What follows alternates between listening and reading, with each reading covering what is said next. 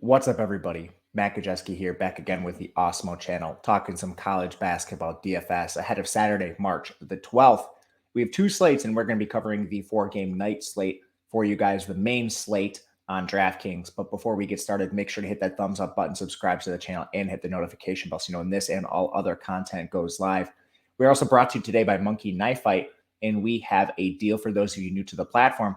You are going to use the promo code PLUS, P-L-U-S, as seen on the screen below, and that's going to give you 2 free months of Awesemo Plus Platinum, plus some match deposit bonuses, so make sure to check out Monkey Knife Fight. Getting into the slate, we are going to, well, we won't kick things off with this game. This is the last game on the slate. Let's go to one of the first games, Creighton taking on Villanova. This game is a lower total overall, 128.5, because of Villanova's pace. They're extremely slow. Creighton's had a couple upsets to get here, beating, of course, Marquette, and then yesterday knocking off the 1 seed in the Big East, Providence, and they are 6.5-point underdogs here. But Creighton, they're so banged up right now because of the injury to Nembhard that they've had to really condense their rotation. So even though we don't have Nembhard here and the total is really low, you can still play some Creighton guys just because they're going to play essentially the entire game. And even against Providence, when we saw some of the starters come out of the game, they took their foot off the gas a little bit. You still had Hawkins, 36 minutes, O'Connell, 34 minutes, and Kalkbrenner should be above 30 minutes easily in a game that's more competitive here. Same thing with Trey Alexander, and Kalum is going to play mid to upper 20s in minutes as well. So I think all of them are fine plays. If you're really trying to exploit Villanova, it's probably with the size of Kalkbrenner or Hawkins, but you are paying for them too. So there's a little bit of give and take there. On the Nova side, you basically are going to see Gillespie and Moore play every single minute. Usage rate is fine between the two. I prefer Moore slightly. He's a little bit cheaper. And it's interesting here that you have the studs on Villanova cheaper than the Creighton studs, despite the higher implied team total. So that's where I'm going. Jermaine Samuels, he's been banged up, but he's been playing through injury, and he's actually played really well despite the injury. 30 minutes in the last game, so it was solid to see him bump back up to 30 after playing mid-20s. And Samuels has a 21% shot rate, 25% rebound rate last year, so that's phenomenal. And then we've basically seen Brandon Slater and Caleb Daniels round out the 5 players that are being used a lot. Eric Dixon, he's been banged up too, so he's kind of on the outside looking in. But Daniels and Slater, between the two, I'm probably just trying to get to Daniels. The rates are just a lot better. I'd rather pay up the 400 there. So he's the cheapest I would go on Nova, but any of those 4 are solid. Texas Tech taking on Kansas. A little bit better game, 134.5 total. Kansas is the 1-point favorite here. I already bet Kansas, and this is moving in their direction. You're going to find it -2, -2.5 in some spots. Texas Tech has been injured a lot this year. Terry Shannon, Kevin McCullough, but both are finally healthy, and it was good to see McCullough get back up to 30 minutes in the last game, and I think we can expect that here. We know that McCullough and Arms are going to play 30 minutes. Outside of that, this rotation is pretty nasty. O'Banner, he'll go anywhere from 32 minutes down to 23, as we've seen the last 2 games. And that was a 31-point victory in the second most recent game. So take that for what it's worth. O'Banner's pretty solid overall. Davion Warren, Bryson Williams, they're going to play upper 20s in minutes, and Terry Shannon should be in that ballpark too. Out of everybody in this game, McCullough being the cheapest, I think you just go to him. I mean, he has the best minute floor out of anybody on this team right now, outside of maybe Arms. And the rates, once he's back to full health, they're among the best on the team. So I think you can just play McCullough for a cheap option here. On Kansas, we know where most of the usage is going. It's going through Agbaji, play every single minute, 23, nearly 24% shot rate. Last 3 games, solid in the periphery, not spectacular, but still pretty good.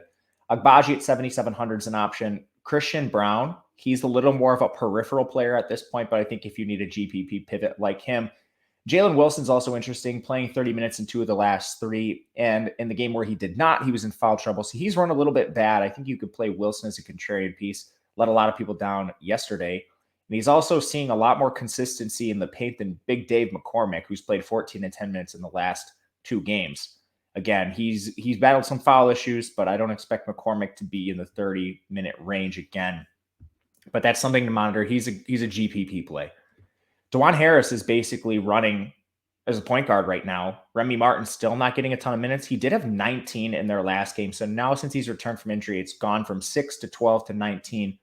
So just trending in a positive direction for Remy. At some point, you could see him going back to that starting role, getting 30 plus minutes, but I don't think he's there quite yet. He's an interesting value piece at 3,400, though. I'll say that. Virginia Tech taking on Duke. Solid total here, 138.5. All the totals are ascending as we go later and later into the slate. Duke a 6-point favorite. Their implied team total over 70, so solid spot for them. VT's pretty consistent in their rotation. You're going to see Keve Aluma and Justin Mutz. Justin Mutz did deal with a lot of foul trouble in the last game, so I wouldn't make too much of the 19 minutes. He's going to be 30, 35 if he's out of foul trouble. So Mutz is a nice bounce back candidate. Aluma being cheaper is interesting to me. I would rather just play Aluma because the shot rate is so much better than Mutz, but both of them are solid plays. For the guards, Couture and Naheem Aline are the two most consistent players. We are seeing Darius Maddox play an elevated role right now over Storm Murphy. Now, the minutes have gone back and forth between the two. This is actually the first time we've seen more of Maddox than Murphy.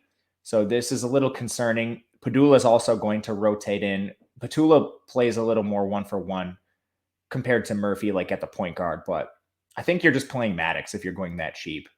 It's a tough spot overall. Maddox, he's not going to handle the ball as much as Murphy, so it's tough between the two. I think there's a little more upside with Maddox, a little better floor with Murphy.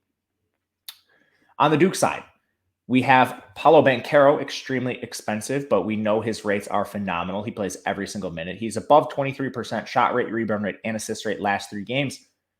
And Virginia Tech doesn't have a ton of rebounding prowess. So that's great for Banchero, who's 6'10", ton of size.